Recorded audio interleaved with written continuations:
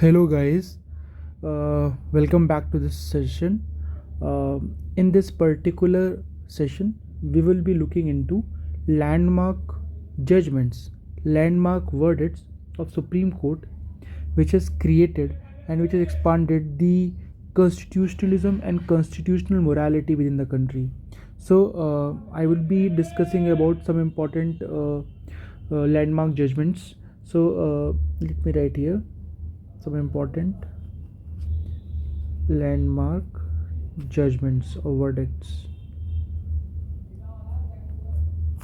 In this particular session, we will be looking into them one by one. So, firstly, we will start with Shankari Prasad.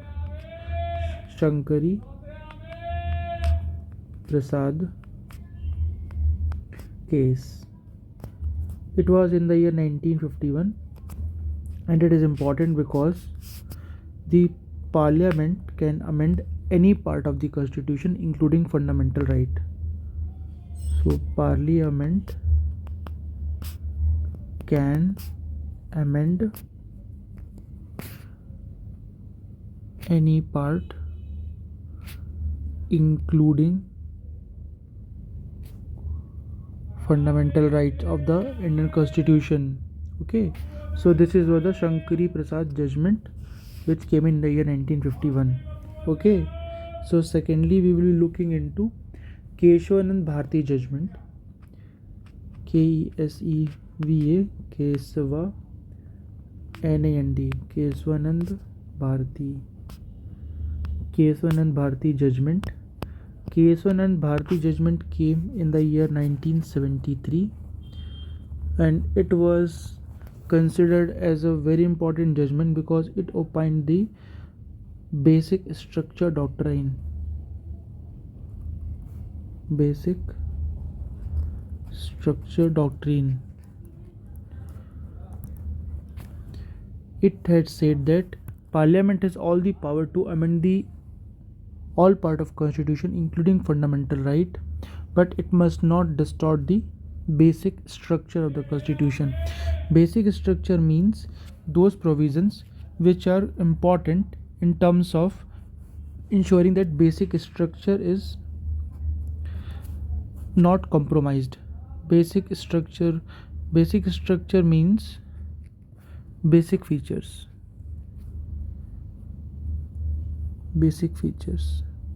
So this is important that you can remember. It is a basic feature here that I was writing about.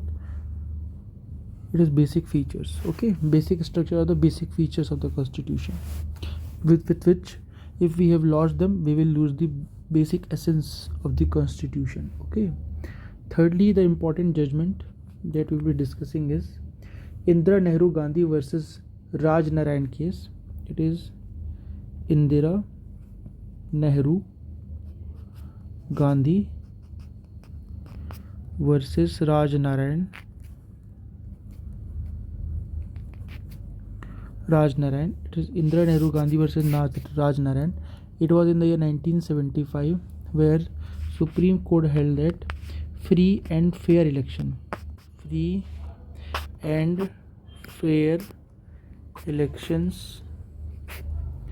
are part of basic structure.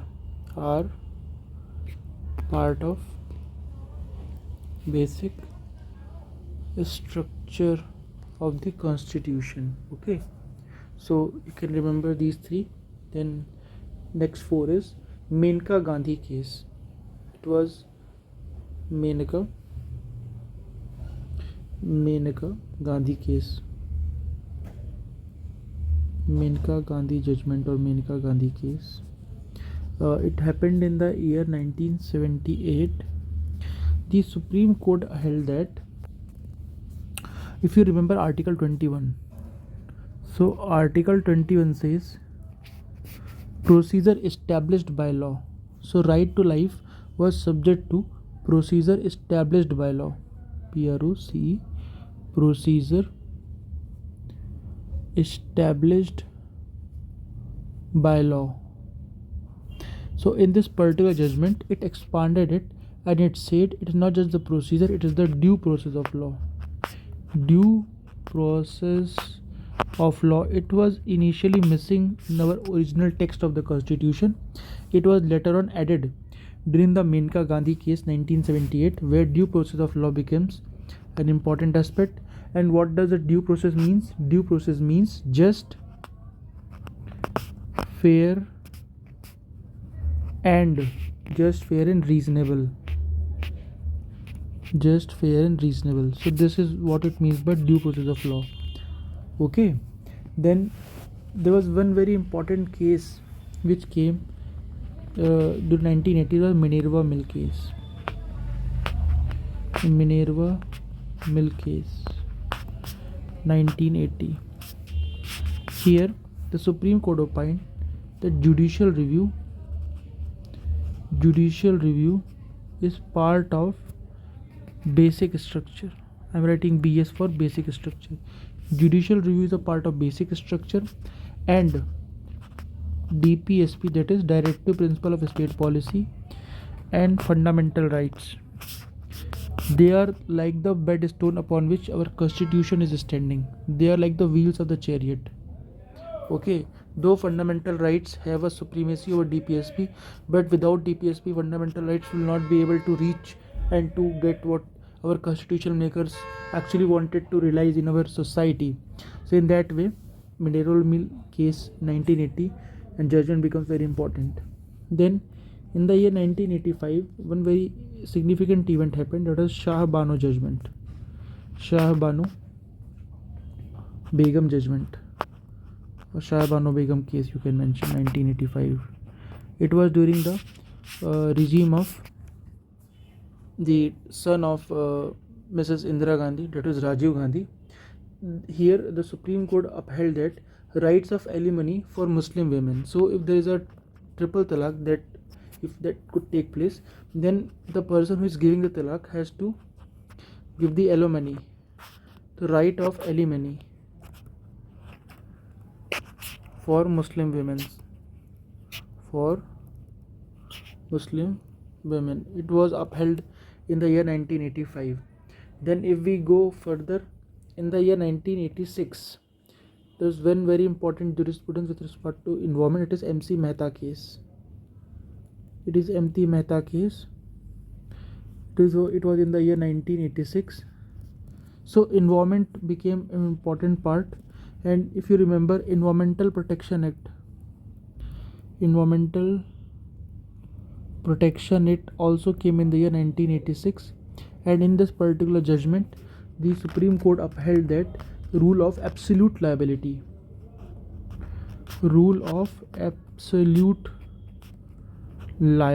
Absolute liability implies even if you have taken all the necessary measures to prevent any kind of unforeseen events or hazard, but if that particular hazard is emanating from your particular industry, then you are absolutely liable despite of all the measures you have taken. So this is called the absolute liability. Suppose there is a fire and you have taken all the so-called precautionary measures, and you must not be held guilty for it.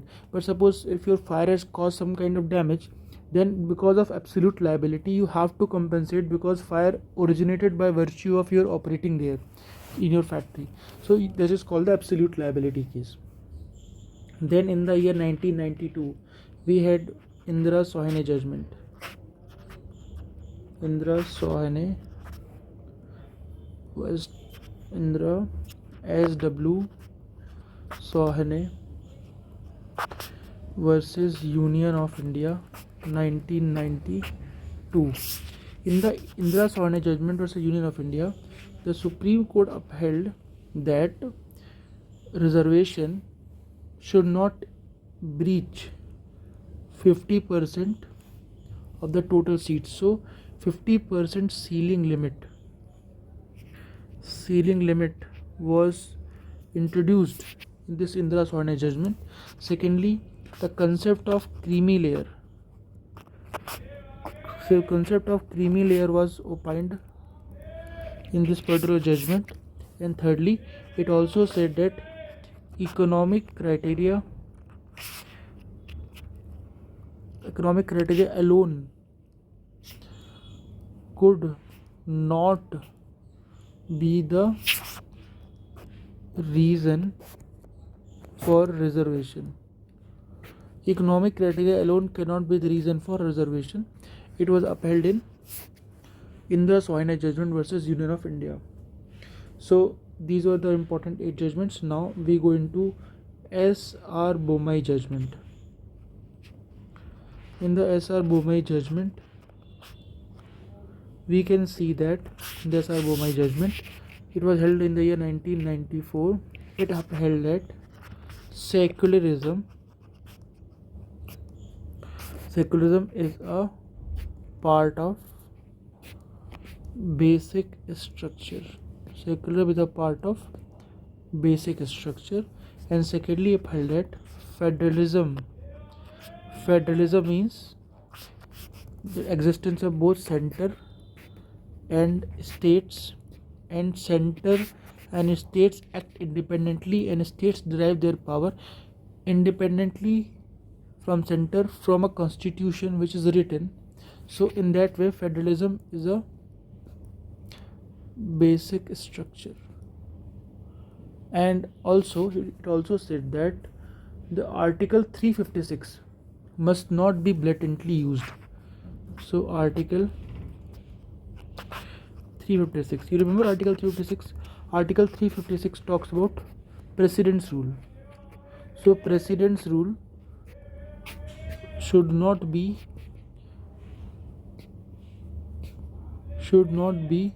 blatantly applied. President rule should not be blatantly applied. Okay, so this is S.R. Bomai case. Then in the year 1997, again a very important judgment with respect to safety of women emerged. It's called Vishakha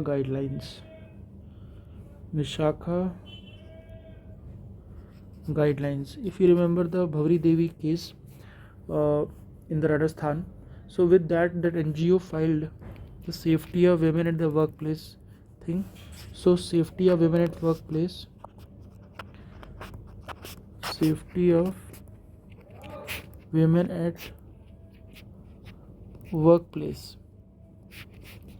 was ruled by Supreme Court in this Vishakha guideline. This is very important, and which actually helped in culmination and making of the prevention of the sexual exploitation of women at the workplace. So there was a act which formulated in the year 2013 which protected statutorily the women's harassment at the workplace. So the project was, or the purpose was, to prevent or to protect women from certain exploitation at the workplace. Now we again look into I.R. Kohilo versus State of Tamil Nadu case. I.R. Kohilo versus State of Tamil Nadu case in 2007. Again, in this particular judgment, it held that laws included in the 9th schedule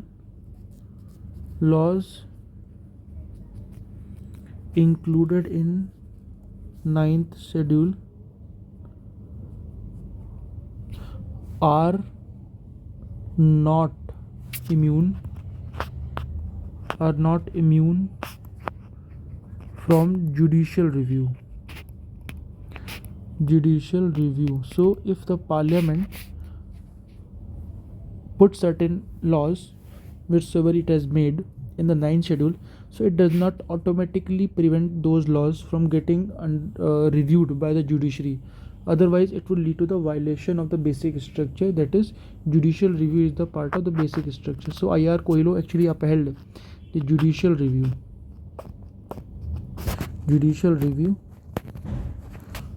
a very important and a part of basic structure in this I.R. Kohilo judgment. Then we have a very terrifying case which had and led to the death of a person called Aruna Schonberg.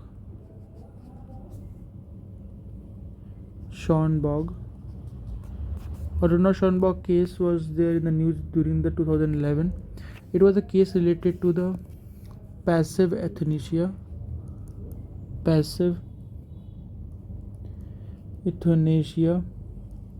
So actually, as right to life with dignity is a part of Article 21, right to life with dignity. She was suffering from problem and she was in a vegetative state of slow death. So dignity, as per opined by Supreme Court in its very judgment, constitute the core element of one's existence. Under such uh, euthanasia, it was very difficult for that lady to survive within a dignified form. So court ruled that individual have a right to die with dignity. So right to life with dignity and right to die with dignity. With dignity was ruled by Supreme Court in the Aruna Shanbhag case in the year 2011. Okay, then if I remember, then there is a nota judgment.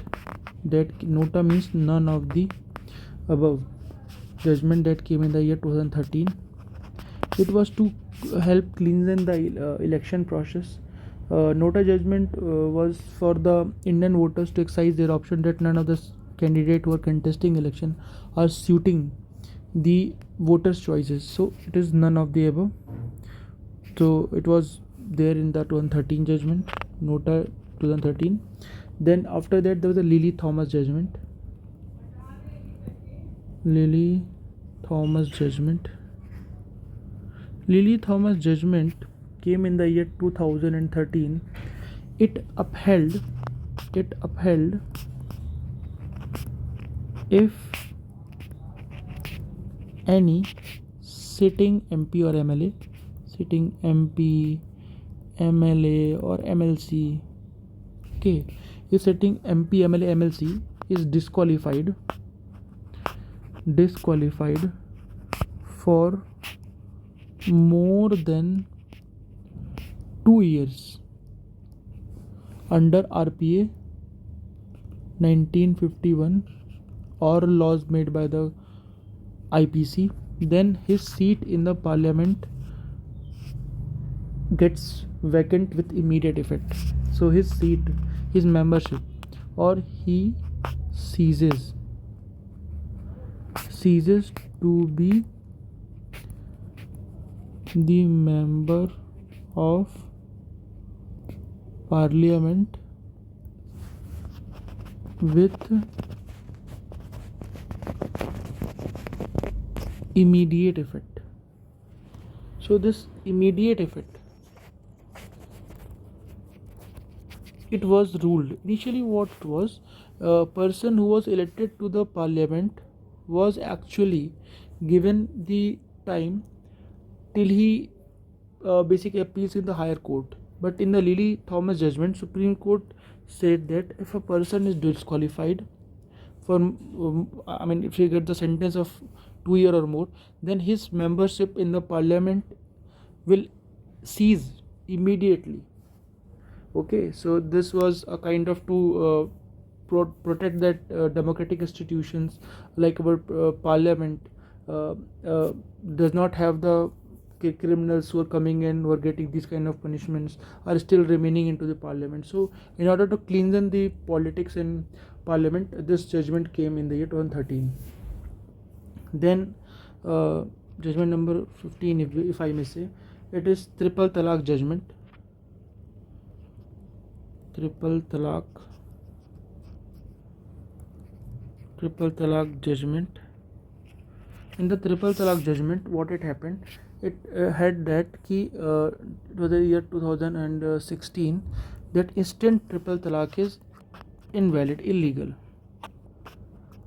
Instant triple talaq is invalid or illegal. Instant triple talaq is invalid or illegal. Okay, and then we have that right to privacy. Right to privacy, Supreme Court judgment in the year 2017. It was under Justice K.S. Puttaswamy judgment. K.S. Puttaswamy case where Supreme Court held that privacy is part of one's dignity. See, if one is not able to ensure the privacy, then it is very natural that his dignity is at stake, and dignity is core to right to meaningful life. Dignity is core to right to meaningful life. Right to meaningful life. So if person loses its dignity, then there is no point of living, because existence doesn't have just a mere existence, but it should be a meaningful existence. So privacy, if I may so write, privacy brings dignity, and dignity keeps life meaningful. Life, okay, right, meaningful. If you remember the Aadhaar judgment, it was actually on the same thing. It was looking that if the Aadhaar, if because Aadhaar takes your iris and your fingerprint, so that is a kind of taking away your privacy. That is taking away your some of the intrinsic thing of your life. So if taking away these intrinsic thing, if it compromises with dignity, and if it's violating your life to existence with meaning, so that was questioned in the Aadhaar judgment. Supreme Court ruled in favor of Aadhaar judgment. That is true, but it also opined by one of the judges of Supreme Court that Aadhaar was passed by giving it the name of money bill. So in that way, it was a violation of the constitution, because now with this way they have reduced the power of the Rajya Sabha, which could also have debated and deliberated upon it, and by that constitutional way it should have been passed. But okay, that's not our concern. So these are some of the important judgment. Then we also have one Joseph Shine judgment. Joseph Shine judgment. So here the IPC section 497,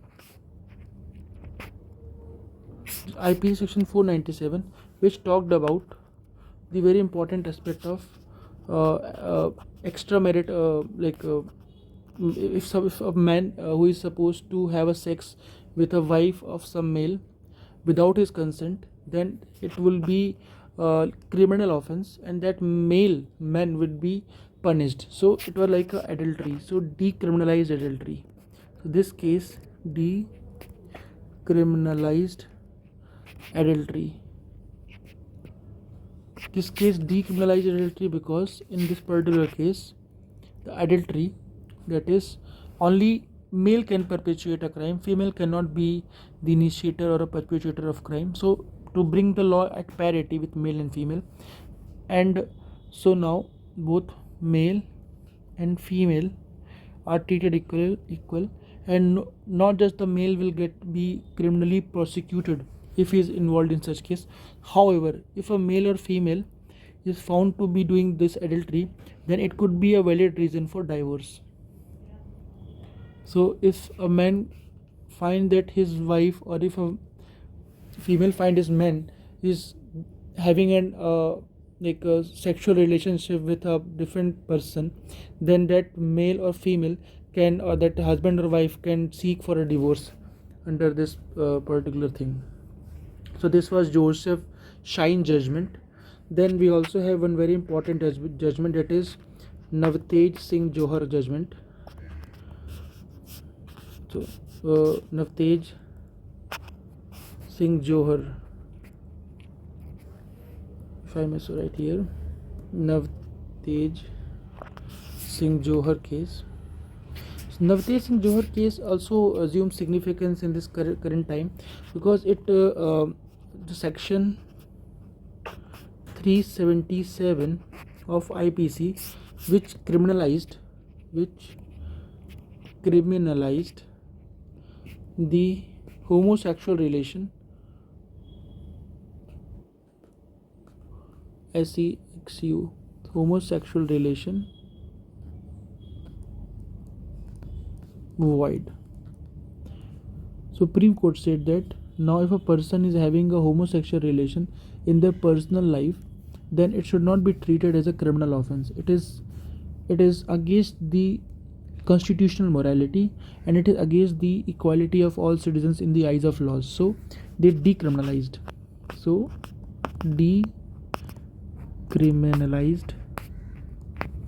decriminalized section 377 of IPC, which criminalized the homosexual intercourse or relationship with one person with a different person.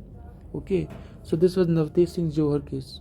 So in this particular session we have tried to cover as many important case laws which I thought are important. Let us go once again. So you can very well see that first is Shankari Prasad judgment in 1975, which covered Shankari Prasad judgment 1951. Then we have Keshwanand Bharati judgment in the 1973. Then we have Indira Nehru Gandhi versus Jar Narayan case 1975. Then we had Menka Gandhi case 1978. Then Minerva Mill case 1980. Then Shah Banu Begum case in 1985. Then MC Mehta case 1986. Indira Sohane versus Union of India 1992. Then SR Bomai judgment 1994. Then Vishakha Guidelines 1997. Then IR Kohilo, the state of Tamil Nadu 2007. Then Aruna Schonbach case 2011. Then we have Nota 2013, and then Lily Thomas judgment 2013. Then we have Triple Talaq judgment, it was in the year 2016. Then Right to Privacy, that is Justice K.S. Puttaswamy judgment 2017. And finally we have Joseph Shine judgment, which regarding the decriminalize the adultery under section 497, and Navtesh Singh Johar case, which talked about decriminalize the provision of the homosexual relationship between two consenting adults. It can be both female, it can be both male. So these were the important judgment as far as UPSC exam is concerned. So I think I have covered all this important dimension. In case any of you have any issues, or if you have any suggestion for us, kindly drop your comment in this comment section. We will definitely look and try to improve upon it. Thank you.